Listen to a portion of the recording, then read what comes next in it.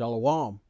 I'd like to start out by giving all glory, praise, and honor to Yahweh, Bahasham, Yahweh Shai, Bahasham, Rakak Wadash.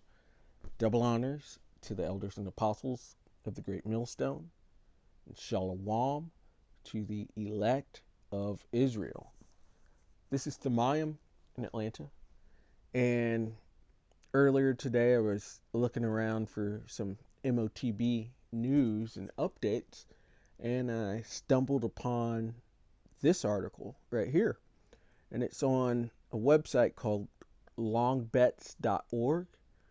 And you pretty much just place long bets on here over years. And at the top it says bets and predictions on the record. So you could actually put down your prediction or your bet and people can check it out. But this one in particular, this article came out in 2003. So it's 22 years ago. But let's go ahead and read it. Or let's see the prediction. It says by 2025, at least 50% of all U.S. citizens residing within the United States will have some form of technology embedded in their bodies for the purpose of tracking and identification.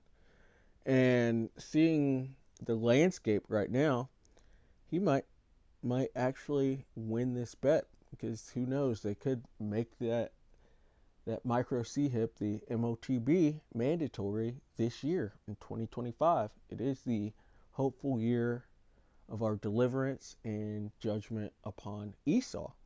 And so it could happen. He could win this bet.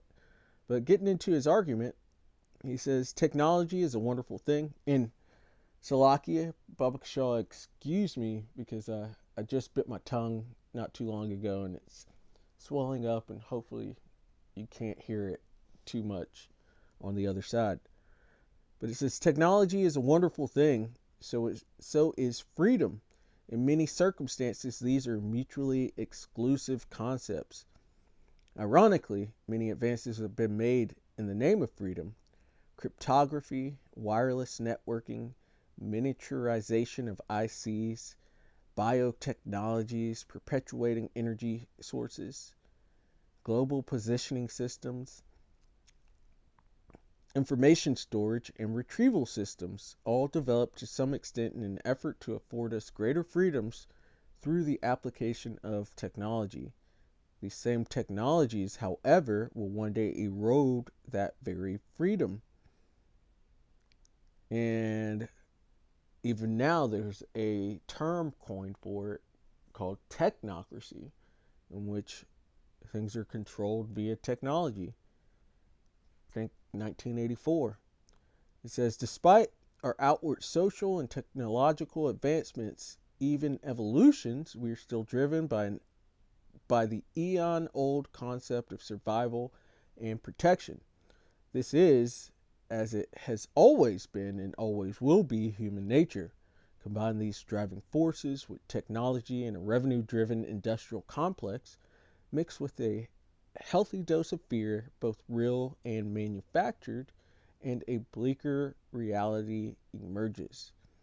And that is where we are at this point. We have all these corporations ruling everything about society, who are always about that bottom line. And then we also have, if not the same entity, pushing fear out all throughout society. And fear makes people do things they normally wouldn't have. For example, look at what happened when the jab came out. People were scared and they rushed to go get the jab. And it's going to be very similar with the MOTB. And Esau's going to use some type of fear tactic to push people to do that. And it says, it began with systems such as LoJack, a vehicle recovery system. As technology improved, smaller tracking devices began to be implanted in pets. In 2000, Applied Digital Solutions, Inc. formed a partnership with Princeton University and the New Jersey Institute of Technology to design a miniature implantable digital transceiver that can send and receive data, monitor body functions, store information, and utilize GPS tracking. Within a decade or so, a device small enough and efficient enough to be permanently implanted in the human body that provides this functionality will be on the market.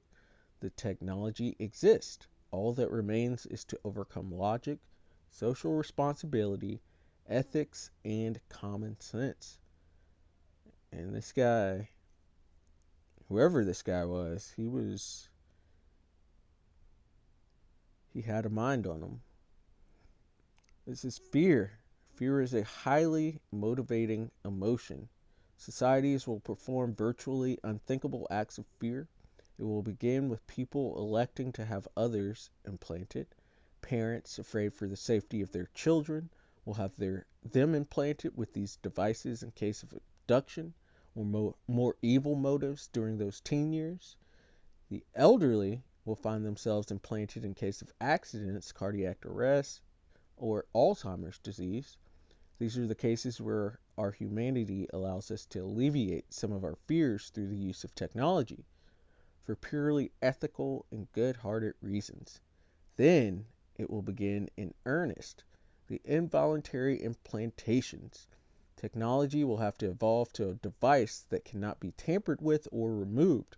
Congress, through the use of an effective fear campaign, and that's how they move people to their false left and right paradigm through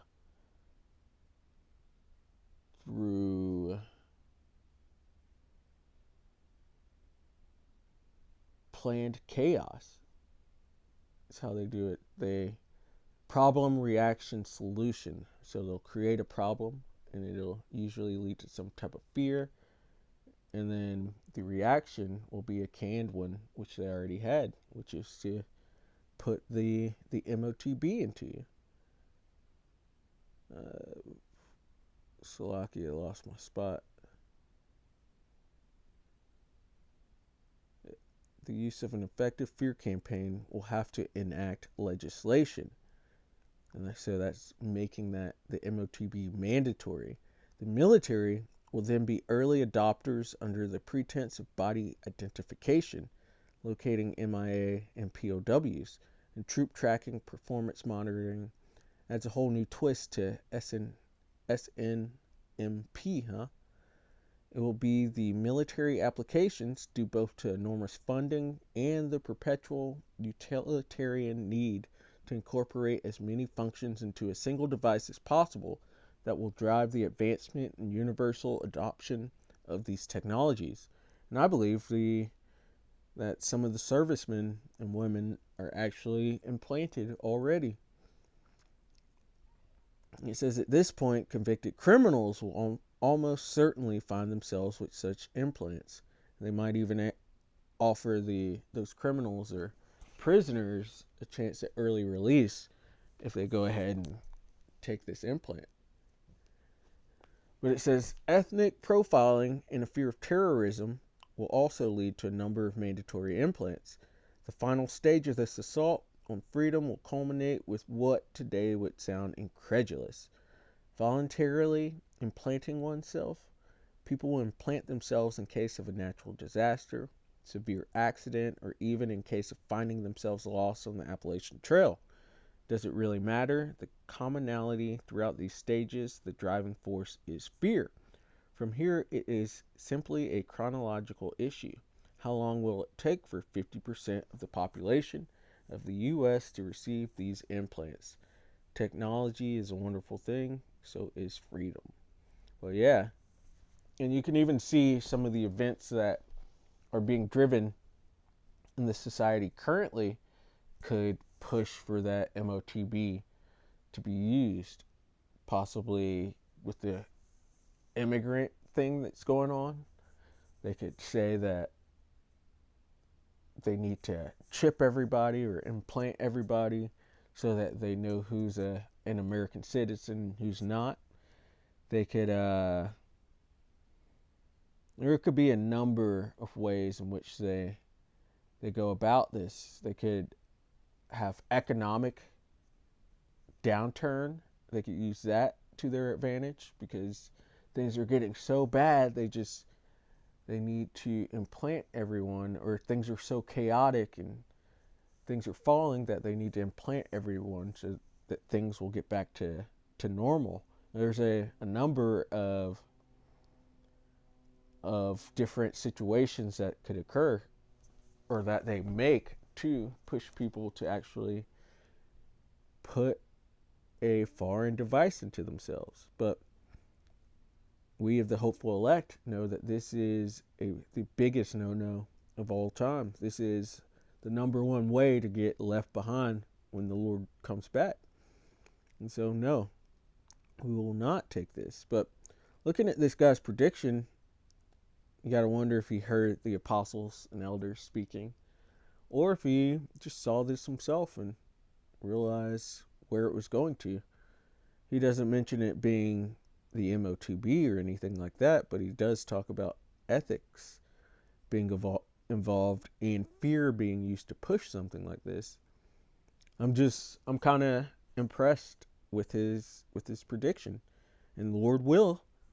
He's actually right, because we want this to be pushed, because that's how we get to the next stage, which is the kingdom of heaven.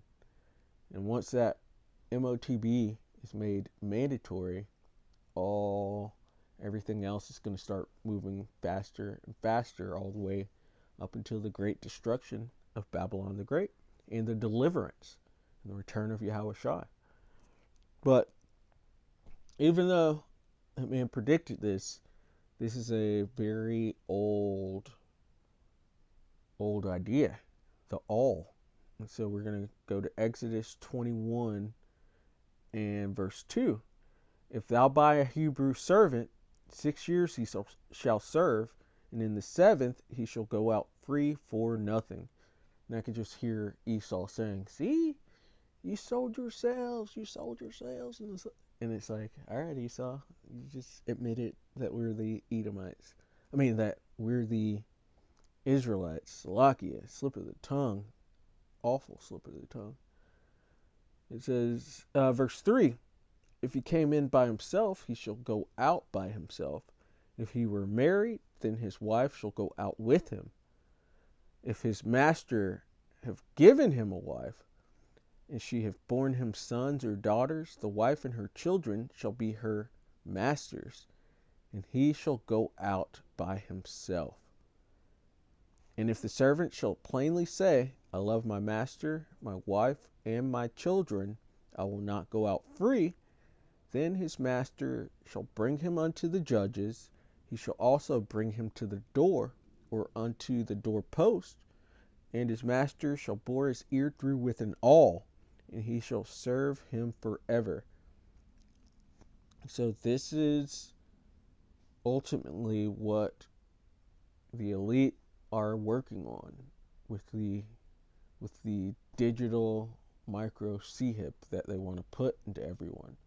They're showing all these benefits to it and how amazing it will be for people to get this, but they really, the back of their minds, really in the forefront of their minds, they want to put you into slavery forever. And they want to do it using a modernized or a technological digital all. They want to put that into you to mark you as their servant forever. And that's not going to happen for the elect. They're not going to be deceived into getting something like that, because that'll make them property of Esau instead of property of Yahushua.